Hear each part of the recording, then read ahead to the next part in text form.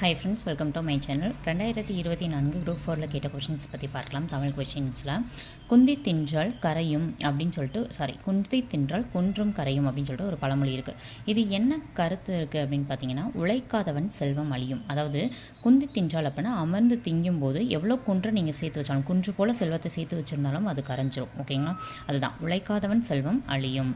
அடுத்தது அகர வரிசைப்படி எழுதுக. அகர வரிசை அப்படினாலே ஆல இருந்து அவ் வரைக்கும் இருக்கிறத வரிசைப்படுத்தணும். அடுத்து காங்காச்ச வரிசையில் வரிசைப்படுத்தணும். அதுதான் அப்படி பார்த்தோன்னா ஆலருந்து அவ் வரைக்கும் இருக்கிறது வந்து ஊ அப்படின்றது முதல் எழுத்தை வச்சு தான் வரிசைப்படுத்தணும். ஓகேங்களா? ஊ கா தா நா பா மா. ஓகேங்களா? இந்த வரிசைப்படி தான் வரிசைப்படுத்தணும்.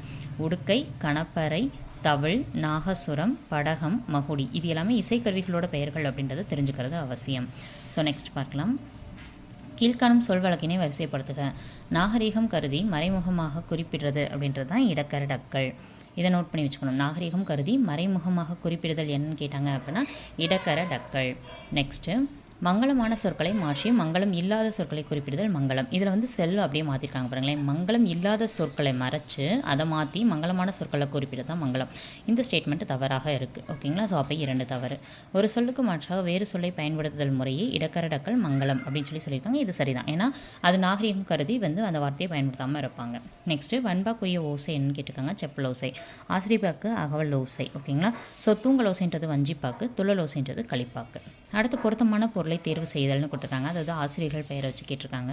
முல்லைப்பாட்டு. முல்லைப்பாட்டுன்றது நப்பூதனார். ஓகேங்களா? முல்லை அப்படின்றது முல்லைப்பூ வச்சுட்டு போனால் பூதம் பின்னாடியே வரும் அப்படின்னு சும்மா ஞாபகம் வச்சுக்கிறதுக்கு. ஓகேங்களா? அடுத்தது காசிகாண்டம். காசிகாண்டம்ன்றது அதிவீரராம பாண்டியர். ஓகேங்களா? நெக்ஸ்ட் அது சிலப்பதிகாரம். சிலப்பதிகாரம் எழுதியவர் யார்? இளங்கோவடிகள் 2ஆம் நூற்றாண்டை சார்ந்தவர். அடுத்தது காலக்கணிதம். காலக்கணிதம் எழுதியவர் கண்ணதாசன். இது வந்து நம்மளுக்கு 10th ஸ்டாண்டர்ட் புக்கில் இருக்கும். ஓகேங்களா?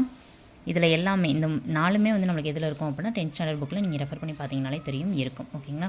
முளைப்பாட்டு வந்து நம்மளுக்கு 2nd இயரில் இருக்கக்கூடியது. ஓகேங்களா? இந்த வீடியோ உங்களுக்கு பிடிச்சிருக்கும்னு நினைக்கிறேன். இந்த வீடியோ பிடிச்சிருந்துச்சுன்னா நம்ம சேனலுக்கு ஒரு லைக் கொடுத்துக்கோங்க. நம்ம சேனலை சப்ஸ்கிரைப் பண்ணிக்கோங்க. அடுத்தது நம்ம இந்த கொஷினில் இருக்கிறத அப்டேட் பண்ண போகிறோம் ஷார்ட்ஸாக. ஓகேங்களா? ஸோ உங்களுக்கு கண்டிப்பாக முறையில் யூஸ்ஃபுல்லாக இருக்கும். எப்படி இருந்துச்சு அப்படின்றத கரெக்டாக மறக்காமல் கீழே கமெண்ட் பாக்ஸில் கமெண்ட் பண்ணுங்க. உங்களுக்கான கேள்வி கண்ணதாசனின் இயற்பெயர் என்ன?